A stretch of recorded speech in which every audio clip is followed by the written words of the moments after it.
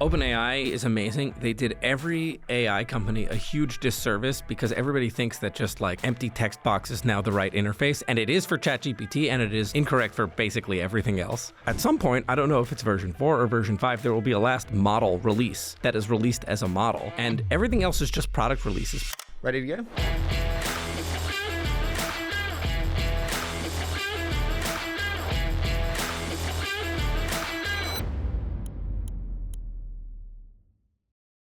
Mikey, I am like the biggest fanboy of Suno, and I have created like 25 songs in the last few days, so I'm so excited for this. Thank you for joining me. So good to be here. Thank you for having me. Now, I would love to just start with, for those that don't know what Suno is, what is Suno and what is Suno not? Suno is a way for everybody to experience all of the joys of music, meaning not just background listening to music, but losing yourself in the process of making music, of sharing music, of editing music, of being a much more active participant in music. You know, I like to think we're not making music, we're making musicians. I love that as like a tagline, but I actually spoke to Mignano before the show, and he was like, dude, you got to ask him about the origin, because it was an enterprise AI audio tool, and it wasn't what you see today. Can you talk to me about that pivot? I think I wouldn't call it a pivot. You know, we always knew that audio is really far behind the world of text. You know, that's where we came from. Our backgrounds are all NLP. And we thought it would actually be a lot harder to do good generative stuff. And so we thought the first product would be more sense-making. You know, try to scratch your head and think back to like GPT-2. No one was really making interesting text with GPT-2, but GPT-2 was like this interesting tool for understanding text. And that's where we thought we would be stuck for a couple of years until we learned to scale these things up. And it turned out we were wrong, and that good generative capabilities came out much, much sooner. And so the interesting thing here is the ability to generate stuff. And so we kind of very quickly threw out the sense-making tool. Dude, I already just love chatting to you because we just go off in many different directions. Do you think scaling laws will continue? You said there about the generative improvements. For music, it's very different from text. And I think people will very sloppily look at the world of OpenAI and Anthropic and the hyperscalers and say, audio is just a couple years behind, which it is, but that scale is going to solve all these things. But unlike those domains where you're trying to just get more and more answers to objective problems, like I want to get a better SAT score, I want to do better on this benchmark, music is totally subjective. And so scale is not the answer to all the problems. So the models stay relatively small. And there are other techniques that you have to use to actually have these things have good taste. So we live in a world of many small models in music. I don't know about many, but scale is not, I think, as much of a panacea as it is in text. So if we think about like insight developments, you said to me before, music should more closely resemble a video game in the future. I thought this was a fascinating analogy or comparison. Why should it resemble a video game? The thing about video games is that they're interactive, they're engaging, they're rich experiences, they're fun by yourself, they're more fun with your friends. And when I think about what music should be for me, it should be all of those things. So in that sense, I want to make music more like a video game. Nobody half plays video games the same way people kind of put on music in the background and half pay attention to it. And then the other way is, I think if you accomplish all those things and if you make music interactive and you make music engaging, people will pay for it like they pay for video games. And I'm sure I don't need to tell you that the video game industry is so much bigger than the music industry and most other industries. And it's because people have no problem parting with their hard-earned money to experience those things. And to me, it seems like just crazy that music should not be as engaging as Fortnite. I agree with you. People will pay for it. I think I did the $300 option as fast as I could. Thank you for your support. By the way, I tweeted this yesterday actually because of this, sorry. But I don't think in the future we will pay more for access to newer models. I think that is just a stage of the development cycle that we're in. In 5 years' time, we won't pay more for a better model. You'll just get the Suno product. I agree with that very strongly. I'm not even sure you'll know what model there is. I think at some point, I don't know if it's version 4 or version 5, there will be a last model release that is released as a model. And everything else is just product releases because in the end, it's not today, but in the end, I think people aren't going to care what powered the thing. You're just going to care that the music made you feel a certain way. And there's going to be lots of things that go into that. Can I ask, what powers Suno? You mean the model? Yeah. Yeah, it's a transformer model. We've not been shy about that. It's our competitive edge here has not been to innovate on the architecture and has been to innovate on the audio representation. So if you like, you can think it's not obvious how to tokenize audio. Yeah. But if you spend night and day doing that and basically take everything from the open source text community for how to make and scale models, that's a pretty good recipe. So I do just want to go back to something you said there, which is we're not cheapening music, we're making it more valuable. With total respect as an economist, which I'm not, but as a venture investor, I proclaim to be something I'm not as a frequent job. When you increase supply, it reduces the price. You are making supply infinite, relatively, practically. Does that not reduce the price? I think it reduces the average value of any given piece of content, but I think it greatly increases the value of music to society or to any given person. And I think that's what we want, right? Like we want a bigger, more vibrant music industry that has way more participants in it, that has way more engagement, and not this more precious thing where very few people have access to actually doing it, to making it, and the range of experiences that the average person has is kind of limited and therefore not valuable. I want to start, before we really dive into the company, there were elements that we were talking about before where you were like, I'd like to touch on these. And they were not in my purview of like, okay, these are logical ones to go with. You said to me, quantum computing will be amazing, but you still should not do it. Why will it be amazing, but why shouldn't we do it? I think the promises are incredible. There's a big part of me that wishes that we knew more things to do with these quantum computers, but I just see a rush of commercial dollars into the space where far more research was necessary, and people are so short-sighted, including, if I may, in your business, VCs are so short-sighted. You expect returns over a certain time horizon, and at least from my vantage point, the challenges are not.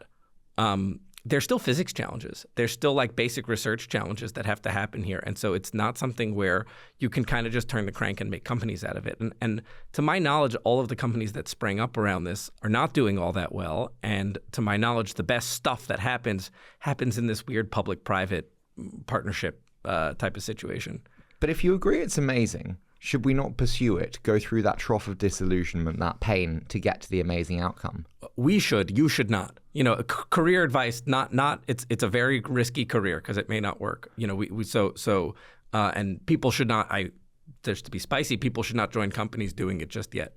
But if that's the case, we will never get to that end outcome. I agree with you. It's like a tragedy of the commons, but like it's an irrational decision right now, right? It's like yeah, it's going to need some massive government intervention, I think, in a good way to make it happen, and we should do that. But should the government fund it? I think so. Not venture investors? I don't think so. I don't think you're going to get your money back in a reasonable time. It's called enterprise SaaS investing, my friend. Do you know how long it takes? Years. No, but this is decades. This is my point. Yeah, fuck that. I'm young, but not that young. Why do physicists and economists make the best machine learning engineers? Great question. Two completely different reasons, I think. And I'll preface this with building an AI company, you are in the business of trying to find talent and trying to find underappreciated talent. Let's be honest, I will pay you less than OpenAI will pay you. And I need to find a reason to convince you to come join us. And I think for economists are, and I'm not an economist, but are great at thinking about natural experiments. They're great about doing kind of first principles reasoning in a way that isn't just like turn the crank, get better at this benchmark, but it's much better at thinking about what do these benchmarks really mean? Are there natural experiments that I can pursue there? Because lots of economics research happens in kind of data poor environments. And I think those are really interesting perspectives. Physics, I'm maybe a little bit closer to. Experimental physicists just get good at running high quality experiments really quickly. And AI is an empirical discipline. And so whoever can run more high quality experiments quickly will win. How do you compete in a war for talent with OpenAI, with Anthropic, with the massive incumbents that we have in the space who are paying millions of dollars? Yeah, we don't pay millions of dollars. So how do we compete? There's a couple things. One is we're not in Silicon Valley. and for a variety of reasons. But if you want to be in one of the cities where we are, we're headquartered in Cambridge, Massachusetts. We're kind of the coolest AI company, certainly in Cambridge, Massachusetts. There's something else that goes back to what we were talking about before, which is that if you are interested in a different AI problem, in the problem of how do I align models not to objective truth but to human taste, I think there's nowhere else to do it. How do you align models to human taste when human taste is so subjective? Yeah, it's really hard. And I think we have the advantage of having a lot of usage, and so we can run. We have a lot of data. We can collect a lot of data. We can run a lot of A/B tests on things. In the future, there's probably a lot more personalization that happens in this domain. But in the meantime, it's similar techniques that align models to human preferences for like RLHF or for ChatGPT, et cetera. But it's totally not obvious that that is what the future should be. It's totally not obvious that the same techniques that are used to align LLMs to weird human taste should be the same techniques that we use to align music models. How far will large model providers go into the application layer? I'm really just throwing you off on this. But listen, there's nothing to say OpenAI doesn't move into customer support or music creation. Totally.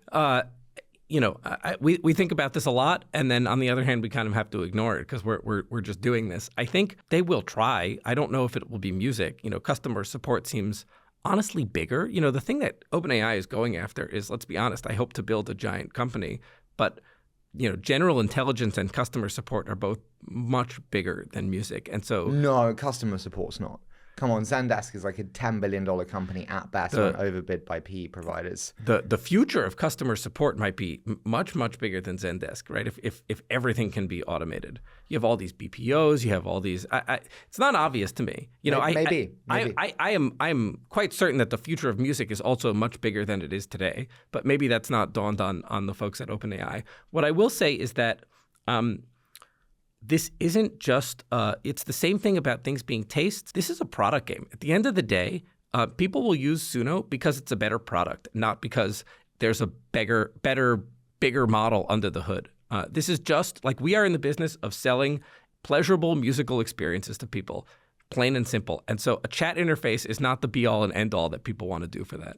You know what's amazing about your product is your time to wow, which is like 5 seconds. I typed in slow inspirational song to run to male guitar vocals, and it came out with unbelievable in 5 seconds. I think, I'm very happy we use transformers because it lets us kind of get that to you quicker. We can actually measure. It's super important what you said, and we keep a very close eye on making sure we deliver an amazing experience for your first song because it matters a ton. And I can tell you, for example, we can introduce a little bit of artificial latency into the product and we can see people like it less. So this, it's probably 8 seconds. Because sometimes you see the working in the background, loading some magic, and people feel like more value is being created with that psychological experiment of it takes a little bit more time. I think, so it's fascinating. Yeah, but 10 seconds is worse than 8. And so I don't see us getting to 1 second anytime soon. But I think the crossover that you're talking about, we're still kind of far away from. What is the metric for a successful user? Is it 3 songs created, 1 song shared? How do you think about that? There's a few things we look at there. I think the most salient one is actually just did you hit the paywall your first day? Because even if you didn't go through it for whatever reason, if you hit the paywall, you just enjoyed the last 10 or 12 minutes of your life. And I know I did something good there. And if you made one song and threw it away and never came back to it, we didn't wow you. You didn't have that magical experience, and we missed our mark. So I think that's kind of the most important one. And it's fairly high how the fraction of people that hit the paywall their first day. This may be completely crap user feedback, but I found actually the numbers jarring because you price it annually. Yeah. It's bigger numbers. And so when you see $300, you're like, wow, it's a lot. But if you showed me $29.99, I'd be like, fair enough. We do want you to do an annual subscription, though. In some sense, not the most deliberate decision, but we made a decision to start charging from day one, which is a little bit against the traditional wisdom of Silicon Valley of just give the product away for free, scale. Yeah, why did you? And honestly, it was, we didn't want to be a novelty item. We wanted to be giving people something that they enjoyed enough to pay for. And so I remembered, we when we launched this thing, it was a Discord bot. We started collecting, we always had this free tier, same free tier as it is today. And if you wanted to do more, you had to pay. And a surprising number of people subscribed in that first month. And it was a sign that like, hey, this is a real thing. But even without the revenues, which are fantastic to have, and they offset a lot of GPU burn, knowing what gets people to subscribe is such valuable data that I don't know like how we would do this without it. What do you mean by that? But what did you learn from that valuable data? So imagine it were just only the free tier or everything were totally free. When you hit that paywall, when you hit the end of your free tier, I don't know why. I don't know if you wanted to continue or didn't want to continue. I don't know how to pick out the users that I want to interview that found this really valuable or not really valuable. Like I'm kind of lost in the desert a little bit. And if you have it and you can say, okay, these are the people who subscribed. These are the people who subscribed before they even hit the paywall. Let's go talk to them. Let's figure out like what was that magical moment they had. Or these were the people that hit the paywall and didn't subscribe. Let's go talk to them. Let's figure out why we didn't wow them. These are and sure, maybe we would be a little bit bigger, but we would also have, I think, a worse product if we hadn't had that data at our hands. Can I ask you mentioned GPU burn there and revenue offsetting that. What percentage of your spend today is GPU burn? Off the top of your head. Yeah, it's the biggest thing by far. Yeah, it's a few times payroll. Really? Yeah. Wow. We have a lot. We also have a big research cluster that these technologies didn't exist when we started the company. And research is still a huge part of what we do. How do you anticipate that changing moving forwards? I don't. I hope GPU prices come down, but we'll probably just get more. Yeah. So you just get more, and the product gets better and better and better. No, you need to run high quality experiments. And so I think the machine learning team at Suno will almost certainly not scale as quickly as a software team. Or said differently, I think research is not something that you can solve with scale. You can just throw more bodies and you'll get comparatively more results. It will be sublinear returns there. And so it's very important to really understand, like, okay, I have like really talented researchers doing the problems that are going to be really important for the future of music. I want to discuss the future of music, and I want to kind of go to the product itself. I love the output, by the way, that we have. Thank you. Now, I'm just starting with blunt question. There is lawsuit from RIAA in June 2024, whatever stuff. Was there any basis to this lawsuit? The lawsuit is basically saying that you use their media to train your models. I have to be very careful what I say and don't say about a lawsuit. So I think I'll tell you, yeah, we know that there are some copyrighted works in our training data. That's not illegal. It's stock standard for the industry. It's what every AI company does. I think in some sense the lawsuit wasn't totally shocking. It's most AI companies get sued. Everybody in music gets sued. It's a highly litigious industry. I think it's a little bit depressing in some way, because I think there is a much bigger and brighter future of music to build together with the existing industry, instead of kind of fighting it out and having the potential for this thing to just be net smaller. I'll tell you. I'll say something ill of lawyers for a minute, but we were talking about economists, and there's this famous econ paper from like the 80s looking at why do some countries grow and some countries don't grow, and by this guy Andre Schleifer. And one of the conclusions is basically like they're looking at the ratio of like how many engineers are in a country and how many lawyers are in a country, and the conclusion is like more engineers equals more growth. More lawyers equals less growth. And, obviously that's like a little bit reductive. But I think that instead of fighting it out, if we were talking, which we were before this lawsuit happened, at least to some of the players in that lawsuit, if we were working together toward building a bigger future of music, everybody would just be happier. And the music business is one that has such an embedded fixed pie mentality. There's a fixed pie of money out there, and we are all just, trying to divide it unfairly for ourselves. And if we were focused on growing that pie, I think like just everything gets easier. You mentioned that it's very natural for AI companies, whether it's OpenAI or any of the others, to have lawsuits and be under the same pressures. When you think about how that naturally gets resolved between new AI players and traditional incumbents in any industry, so not specific to this lawsuit, how do you think that plays out? Is it just settlements with new AI companies bluntly using venture dollars to pay off large incumbents? Is it equity distributions to larger incumbents to feel like they have a part of the companies? How does this play out? I don't know. There's like the traditional Silicon Valley mentality of like, screw you, existing industry, I will disrupt you. There's nothing that you can do about it.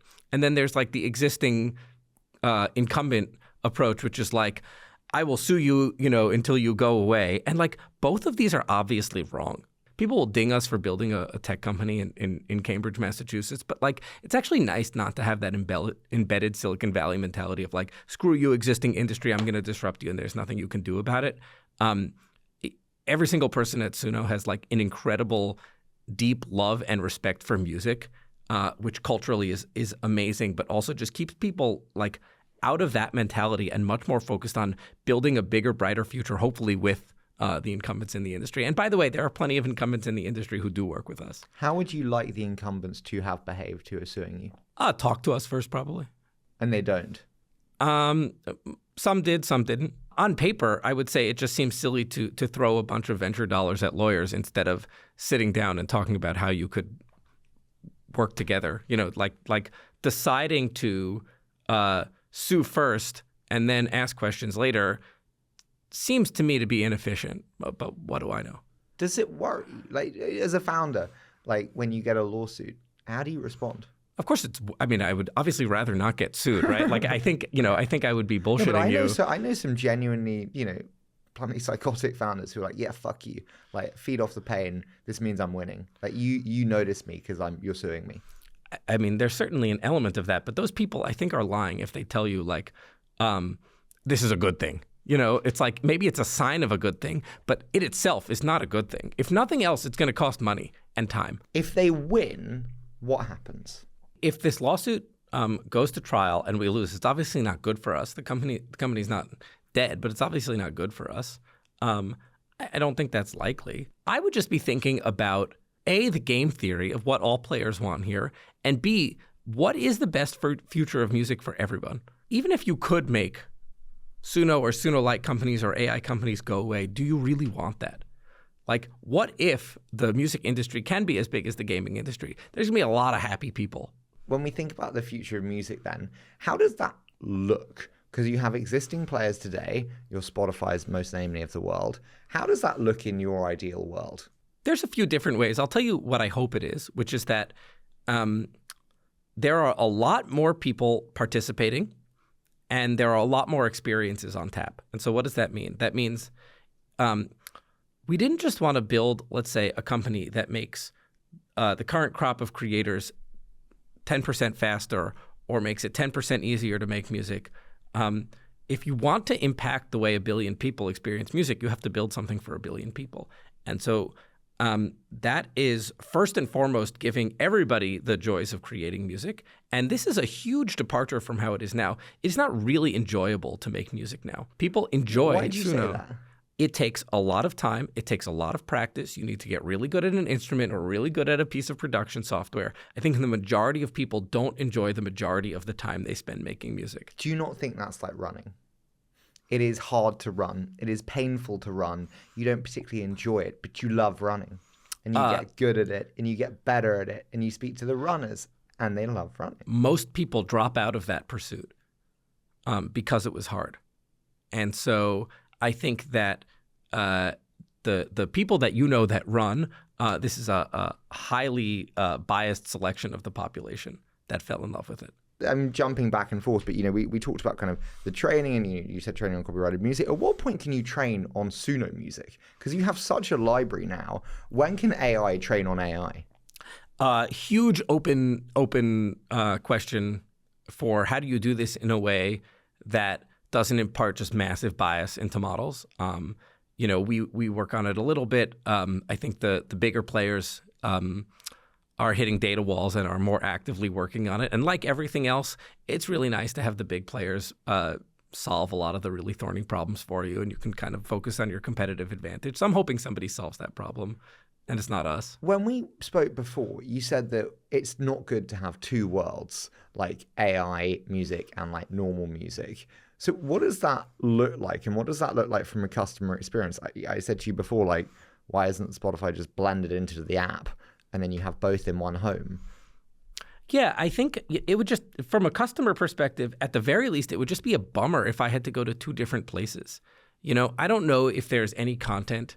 You use Spotify. I don't know if there's any content that you know about that doesn't exist on Spotify that you're looking for. But it's a huge pain in the butt to go to another app to go find it. So There's some audiobooks which aren't there yet. I just go, fuck it, I'll wait till they're there. Wow, okay.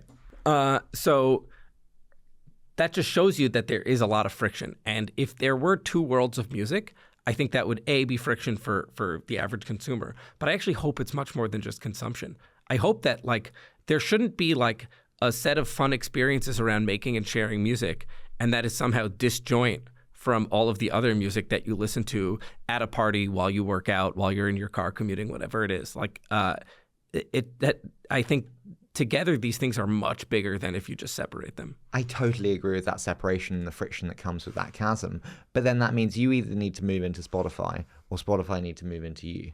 Yeah, or both, or neither. You know, I think there's lots of different worlds that are possible here. And I think time will tell which of these things is correct. How do you think artists feel about Suno? You know, that's a great question. I will tell you that obviously they love it. Well, actually, yes. So, you know, it's a biased sample of artists that I speak to, but the vast, vast majority of artists that I speak to, behind closed doors, admit that they use and love Suno. And there's only, you know, a couple that I've ever met that are not so into it.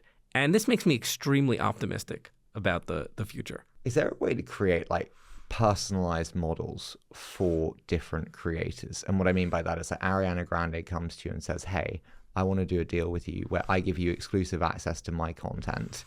Then I'm able to train on my content and I can leverage my brand, but effectively have full control but unlimited supply of future Ariana Grande songs in seconds. The answer is yes, and I would love to do that. I confess, depending on what her contracts look like, she might not even be allowed to do that, which would be kind of crazy. Why would you not be able to? She doesn't own all of her music. But she owns her name and likeness. And so I think that I would love to get to a world where she can have models that make Ariana Grande songs. You know, you've noticed in our product, you can't make Ariana Grande songs. If you put her name in, we're going to wave our finger at you and you're going to say, like, that's not what the future of music is. That's not original music. Suno is for original music. It's not for impersonating people.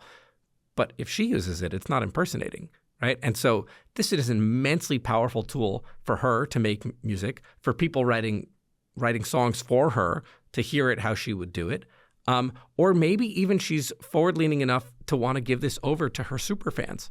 And her superfans can make what I can only describe as the equivalent of fan fiction if she wants that. And that would be an immensely engaging activity, in my mind, way more valuable and way more engaging than like having an AMA with her, if you're a huge fan. If I listen to, I love Dean Lewis, this kind of male guitarist who sings sad songs. Clearly I need a therapist. But I click go to radio on Spotify and I hear other songs like his. He does not get paid for other songs like his.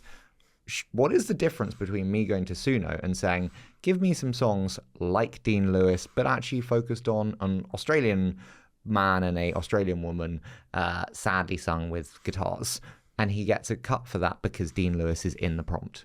Right now you can't do that. I would love to see a future where you can, with him opting in to that as an example. How does that completely change what you can do? The thing that people don't realize is that right now we've made something where people enjoy making music so much they are paying to create the music. This has nothing to do with listening. And I think that a big part of the future of music is rethinking a lot of these business models where right now it's set up in this kind of capped stream share. The stream share is a certain size and everybody is kind of fighting over it, and artists don't make a ton of money from that. And there are hopefully new business models that you can figure out that are much more tied to the enjoyment that people get, that are way more tied to artists if people want to actually, be interacting with the artists themselves. Like, what are some of those business models then? Imagine you found some creator that you really love, who is a teenager in Saskatchewan, and you just love this guy's music. And you could have a Patreon thing where you can pay him directly. You could have your own kind of fork of his model if he were cool with that and you were cool with that, and you're paying him for that, and now you're making songs that are, your riffs on what he does. I think, let me give you an example. We had this remix contest with Timbaland, and a tremendous number of people submitted remix songs. And to me, getting to remix the music of your musical idol is like the ultimate form of engagement with them. It is so much cooler than, like, honestly, even meeting them backstage after a concert, right? Like, the old model of stream share does not properly account for an interaction like that. Talk to me about that partnership. Timbaland is obviously a huge industry figure. Like, how does that even come about? If you talk to anyone in the business, they will tell you, like, he is the cutting edge of technology and music and has always been. He was a fan of the product actually before we met him, which is amazing. And I think you can't fake this stuff. You really can't, right? And so it's really an amazing partnership for a variety of reasons. One is we learn a ton working with him. We do a lot of product development with him, so he has access to stuff before anyone else does. The next thing is that obviously this provides some amount of recognition for us. Do you think it legitimizes the traditional music industry? Yes, I do. But I think the real thing that this does is that you have someone who has made it, who does not need to do this, publicly saying, yeah, I use Suno and it's awesome. This kind of gives cover to up-and-comers to be more open and vocal about using it. Can I be blunt? Do you pay him for that partnership? No, we don't pay him in cash. Okay, so they get equity. He's an advisor to the company. No, fantastic. Yeah. Calm, I think, did this very well. I don't know if you know Calm, the meditation. Yeah, of course. Yeah, did it phenomenally well and with some incredible people. Would you like to do more of these partnerships? And when you think forward about the go forward, like distribution and legitimacy, do you think that's important? Totally. I think we always want to do this. We always wanted to do this and continue to want to do this with players in the existing industry. Timbaland wasn't the first, and he certainly won't be the last. A lot of pop music has gotten boring. Why has pop music got boring? Oh boy, we could talk about this for hours. I think songs have gotten shorter, yes, but also much more homogeneous in melodies, harmonies, song structures, and music innovates very much sonically. Like, they're really interesting sounds and they all fit into the same song structure. And this is a product of the technology that people use to make music, digital production. This is a product of streaming. This is a product of platforms like TikTok. It's everything. And I think what we've seen with Olivia Rodrigo is we're seeing people now change the structure of songs to align to the algorithms of social channels. 100%. How do you think about that? Is that sad? Sad? I don't, I think it's not obviously good or bad. It just is. Those algorithms have spread that music to way more people than otherwise would have. You said the word there, discovery. You said about making more music just this second. How do you think about the future of music discovery when there is an infinite supply of music? In some sense, it gets harder. In some sense, it gets easier. People don't realize the extent to which discovery is already extremely algorithmic now, and that you are not always being fed as much of the long tail as maybe you want, or maybe it is exactly what you want. So what do people think about music discovery that they get wrong? I think people don't realize the extent to which the music that is popular is a product of recommendation algorithms. You should ask somebody at Spotify or at TikTok and not me.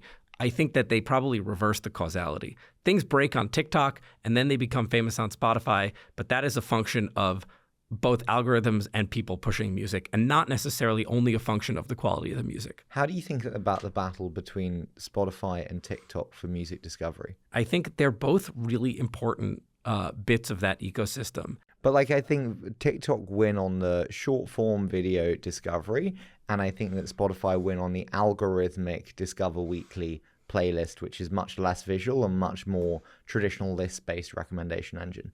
I think that's right, but a lot of what becomes popular is also found on TikTok first. How do you think about YouTube versus Spotify? Because that's the other big battle. There's like long form video and the short form video battle, and Spotify are trying to take on both at the same time. Look, I think in some sense, I hope that Spotify wins that, because it would mean that people are finding music more engaging. Like YouTube is more engaging than Spotify as measured by the amount of the ARPU for ads, for example, right? Why do you think that is? Video is engaging.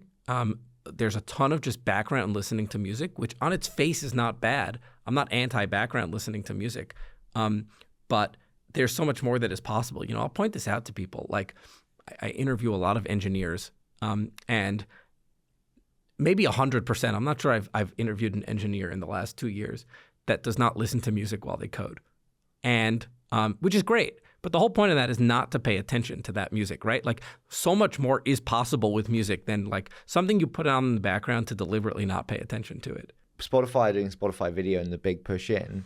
How do you think that plays out? Like I said, I hope people find it more engaging.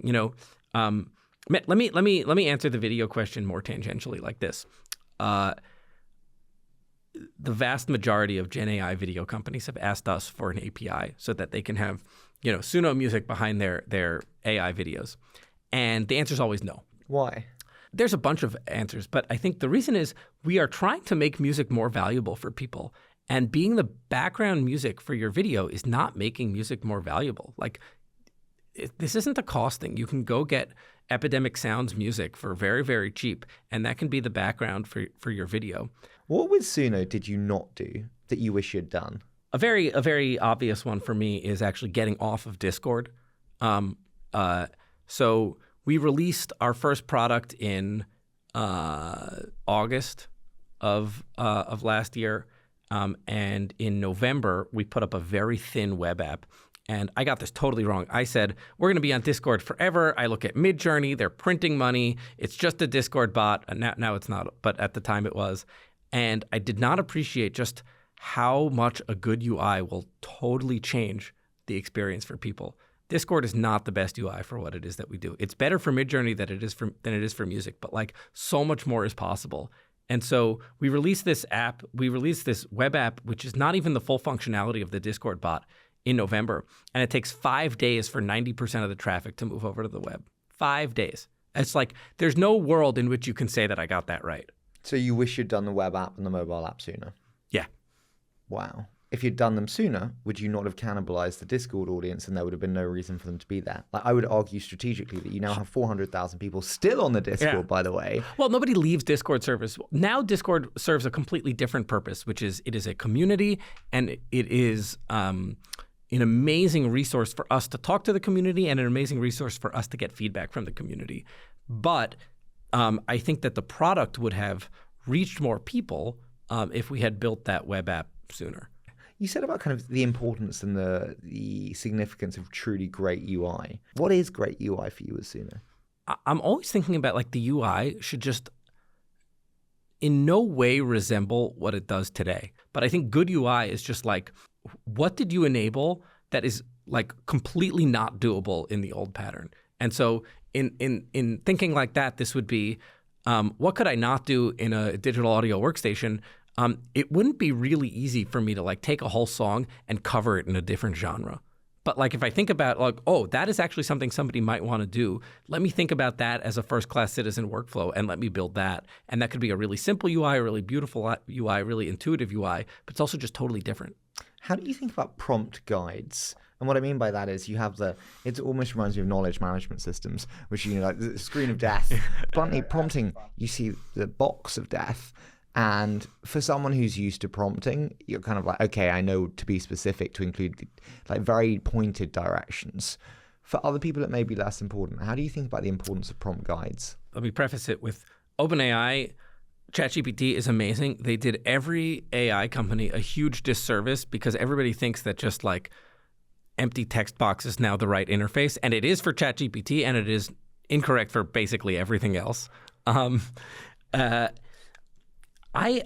hate to be this guy. I'm going to reject the premise. I hope that in 6 months from now or 12 months from now, we're not using the word prompt. There are just far more intuitive ways to interact with the music, and we shouldn't be guiding you.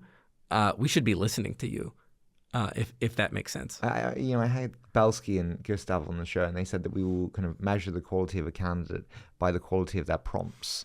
Do you think that is not true? I really hope that's not true. I might be wrong, but somehow this would be a huge missed opportunity if we are caring about the inputs and not the outputs, right? Like, shouldn't you measure it by the quality of the music or the quality of whatever it is that they're doing, right?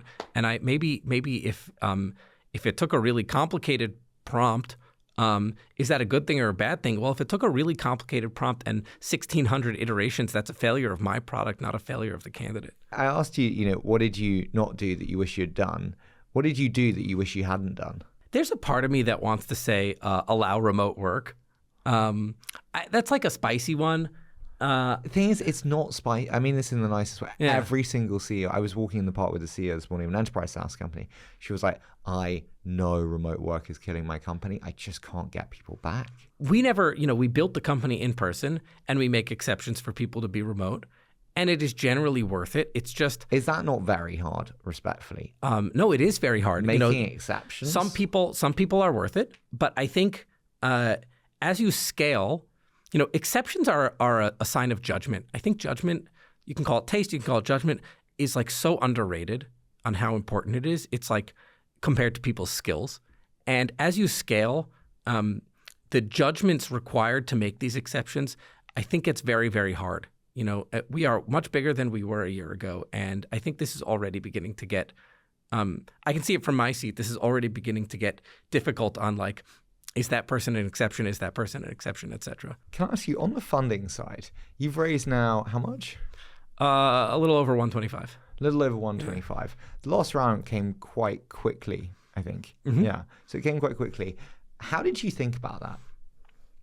Like, was it important to cement your position in the space as the market leader? Was it needed for GPU spend? What was the rationale behind that? Yeah, I think about capital as a weapon, and you can go and deploy it. And if there are step changes where more capital lets you do something differently from if you just added 10% more capital to your balance sheet. Do you think founders and VCs are aligned? 99% of the time, yeah. Interesting. Yeah, I do. There's like lots that I wish I knew before starting this company. What do you know that you wish you'd known? I don't know how often you say this. We reserve a good portion of our fund for capital later on in case you need it. That's code for, like, I'm going to take my pro rata and there's nothing you can do about it. Stuff like that. Pause. Yeah. In the good cases. In the good cases. In the bad. In the bad cases, I'm not going to give it to you. Yeah, exactly. No fucking way. Yeah. So that's, that's billed as very founder friendly, and it's actually the opposite. How have you scaled revenue in a way that other generative AI, image generation, you name your other forms, have not? Care about it, I think, is the answer. Like, there's no secrets here. It's like we started charging from day one. Maybe that was a bit of a happy accident.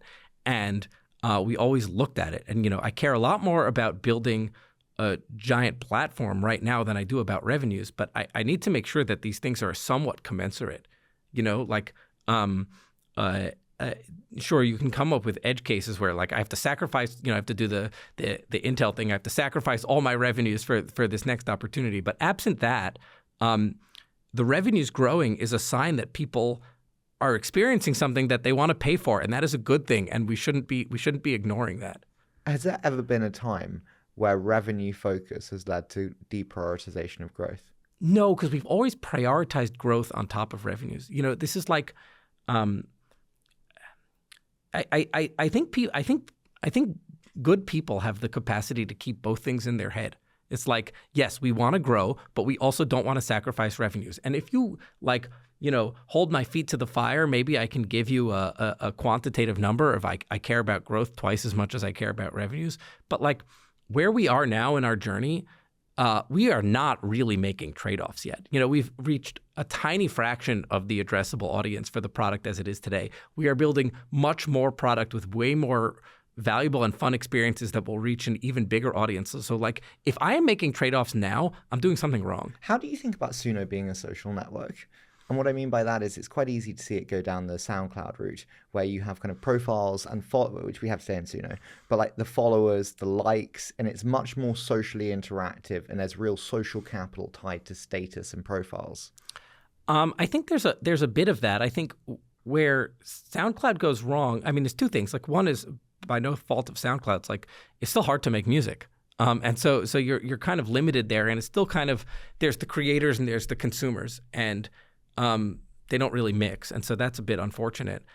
Like music by itself is social, and is it social like Facebook social? Is it social where you have like lots of peer-to-peer stuff, or the long tail of Instagram? Is it social like the top end of Instagram where you have people who look like they spend mid-six figures on every post and make their livelihoods doing it and have 100 million followers? The answer is it's both of those, and it's everything in between. And so it's kind of crazy. Like Instagram is a good example here. It's kind of crazy that the same platform lets me DM you something silly and lets me consume content from a true professional, who spends all day, agonizing over this post.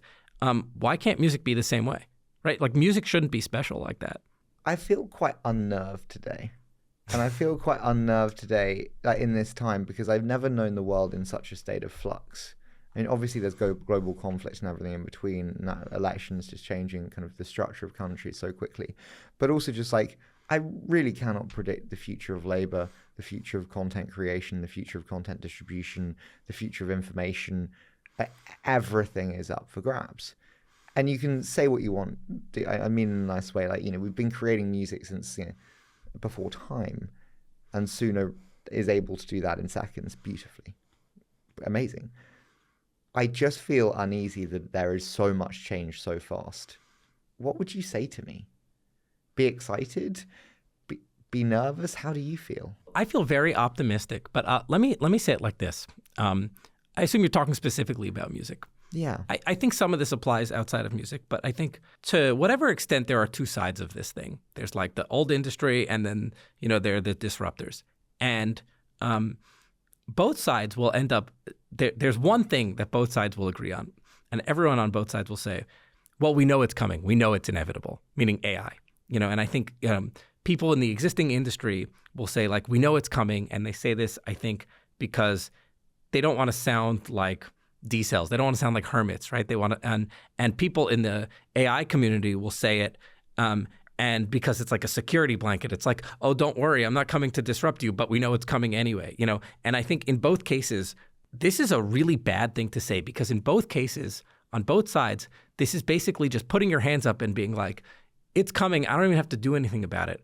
And the future is ours to build, right? We can build a good future of music with AI, and we can build a bad future of music with AI, or we can sit back and let someone else do it. And I'm quite energized by the fact that, like, I think we have... How can you, as a public company CEO, say of a UMG, how can you say, we know it's coming, and not address the core of creation? I mean, I think what that person would do in that case is say, yes, AI is an important part of the creation stack right now, and not try to address the, like, well, what about all the other people who want to create with these new tools also? I think, but I think it applies just as much as to me as it does to the CEO of the Universal Music Group, of like, we can actively build a bigger, better future of music with AI, or we can just wait and someone else in another country, not bound by U.S. laws, not with the same intentions, will build a worse future of music with AI. And I can think of lots of dystopia futures. What is the worst future of music with AI? Just to name like two particularly bad ones. One would be like a group in another country that doesn't want to follow the laws will make it so that you can, without permission, just impersonate your favorite artist and just make endless copies, endless Ariana Grande songs, like you said, without giving a cent to Ariana Grande. Like, that would not be great. And it's musically possible today. Totally. Like, yeah. Totally. Yeah. You saw this with the Drake Ghostwriter, the Drake Weekend Ghostwriter thing. It's like, and it'll be good, and it'll just get better and easier, right? And so that's not a good future. There's another bad future, I think, though, which is like, music is meant to be social, but there's like a local optimum, I think, where music gets less social and it gets way too hyper-personalized. And so I would hate for the future of music to be you open your phone, you open an app, you hit play, and it knows everything about you. It knows what you did this morning. It knows who you texted yesterday. And it knows your mood. It like has your Apple Watch, it has your heart rate, and it just streams you endless music that only you're going to like, that is just hitting that nerve in your brain. It's like a drug. And this is extremely antisocial. And somebody might do that also. And I think that would also be a shame because it misses out on a lot more that's fun. Yeah, you remove all human connectivity. Yeah. There is an inherent tension between social stuff and personalization, right? And I don't want to make the hyper niche genre How for do only you think you. about that? Because as I said, I created, a song for, my girlfriend before. Is that good? Like, do you want? That's fantastic. No, that's at least that's two. You made it for somebody. Yeah. Like that is not something that is so much more social than what exists now, where you listen to music from artists and you love the music and you see a piece of yourself in the artist, but you don't actually interact with them. You making a song for your girlfriend is amazing. And you might say, well, I really wish you had spent 10,000 hours playing guitar and then you could have done that without the help of Suno. But short of that, like, is it bad that you did that? No, I think it's actually great that you did that. I don't want it to be only that, right? Like there is something, music is social, but there's something about art that's all about the artist, right? So it's like, and, I think a lot of artists won't even care what other people think of the music, right? This is like, haute art, so to speak. But I think it's just a world where that type of stream is just so pleasurable that you forget about everything else, I think is not as big or good or valuable as what could be. You said the word art there before we do a quick fire. I can't believe I'm quoting Ben Affleck, but he said, I'm sure you maybe saw this in a panel, he said, art is, I'm bastardizing it, knowing what to do, craft is knowing when to stop. How do you think about that? It almost reminds me of the what was Hemingway said, write drunk, edit sober, something like that. I think where this all goes is that, and this is a very natural progression that's already happening. Where does this all go? It's increasingly taste is the only thing that matters in art, and skill is going to matter a lot less because you're going to be able to make a lot of stuff, and the people who are going to be recognized are people who are able to pick from the vast quantity of stuff and use, in the case of music, their ears to say that was good and that was bad. And I think that is accelerating a trend that already exists. Think about it like 30 years ago, you wanted to be a rock star, you wanted to be an amazing guitarist who could shred, and 15 years ago, you wanted to be a DJ where, you had to learn these pieces of software, but maybe it wasn't quite as virtuosic as it was if you had to, spend 100,000 hours playing your instrument. And now people want to be influencers. I want to be famous for the sake of being famous. And I think that in music, it's not really influencers like that, but we will increasingly, look, you see this even with playlists. Like there was a crop of people who made playlists. This is compilations of other people's music. And it's just like, I have good taste and you are going to care to listen to my playlist. And I think this is where it goes. It's like, I have good taste. I make good Suno music. Yeah, I can't play the piano. I can't play the guitar, but I am very good at picking through the Suno music and finding the way to make it sound like you wanted it to hear. And that makes me a creator. Listen, I want to do a quick fire with you. So Let's do it. I say a short statement, you give me your immediate thoughts. Okay. Okay? So what do you believe that most around you disbelieve? That AI is inevitable. What I said before, that like You it's think coming no matter people what. disbelieve that? No. I don't. I think everybody believes it's inevitable, and I don't think it is. Why is it not inevitable? We need to do. We need to do it. If we just say it's inevitable, it's not going to come and happen. We need to go and do it. Do you agree we're going to go through a trough of disillusionment? Everyone is kind of expecting AI now and next year. And I went to an event very recently with one of the biggest banks in the world and some of the biggest CEOs. And it's like, the ROI is not here. We thought it was here. And it really felt like we were going on the downward in terms of like an AI winter. I don't know. I think like, is that I live in a bubble in Cambridge, Massachusetts. You live in a finance bubble in London. Those people are going to potentially have a disillusionment. But like, is the whole world going to be like that? I don't know. I'm not sure because I think most people are still not expecting anything. Should TikTok be banned? My gut is no, but I'm the wrong person to ask. Why is your gut no? Just most banning things, like I have a visceral no reaction to banning things. Apparently I just learned Australia has banned social media before the age of 16. I don't think that's a good idea either. We should, these things are typically fairly heavy-handed and don't necessarily accomplish what they want. Maybe that's a trade tactic. I'm also not sure you want my opinion on that. I'm like some tech guy who does music. You know?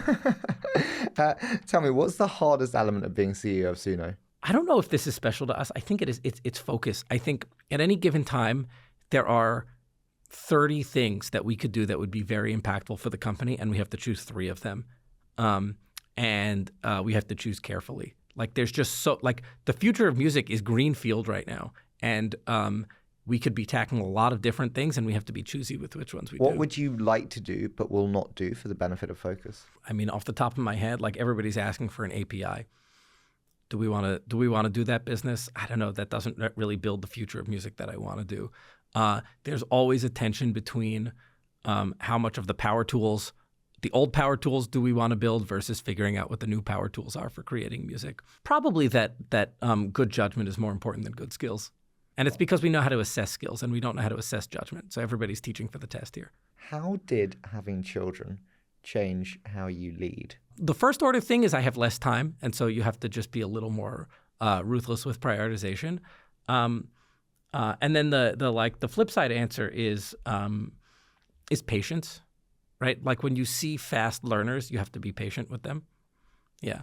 Little kids are incredible learners. They pick up things so much faster than you and I do.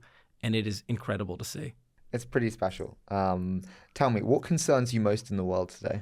People are not good at realizing what is the first order effects of the issues they deal with or the things that they are doing. And people usually glom onto the second order effects because sometimes they feel, I don't know if they feel smarter or it feels closer to home, but people are not good at judging effect sizes. I'll give you some examples. I teach this course at Sloan at MIT's business school. So you need to have an AI policy because it's a course. Are you going to allow students to use ChatGPT?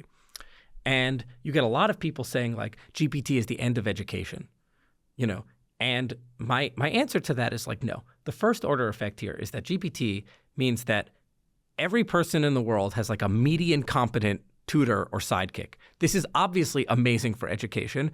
And if you can't recognize that fact, I'm not sure you have such good judgment. Now let's talk about the second order effects, which is that all my homeworks just got hackable by, one good prompt. And my response to that is okay, so I as the instructor now need to change what I teach people.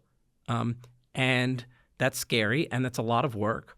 But if I don't change what I teach people, I'm not really preparing them for the real world, right? Most companies are going to let you use GPT when you're doing your day job. And so I should probably prepare people to do that. Fine.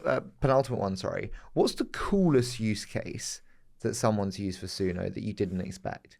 I mean, now it's expected.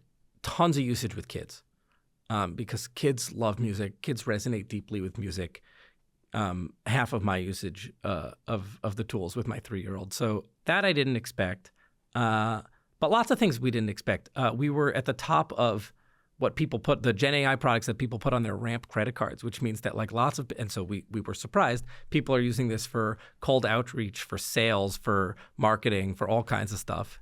That's very cool. That's very exciting. That's entirely new use cases. And it's very hard to say no to cold outreach when somebody wrote you a personalized song. I imagine it's very effective. Dude, I told you, I sent the Revolut team the song we did for Nick Storonsky, their CEO, and it was great. Yeah, I love that. Listen, final one. What question have I not asked you that I should have asked? I think you asked and we didn't, and then we got sidetracked. It's what should the future of music be? And because that's small question. Yeah, that's because should is the real word there because we need to build it, and it's the question that I think about night and day more than any other question. And I think the good outcomes here look like a lot more people doing a lot more music for a lot more hours of the day. And all of the economics will flow downstream from that. And I think about AI as a tool for achieving many of those ends. It lets a lot more people participate in creation.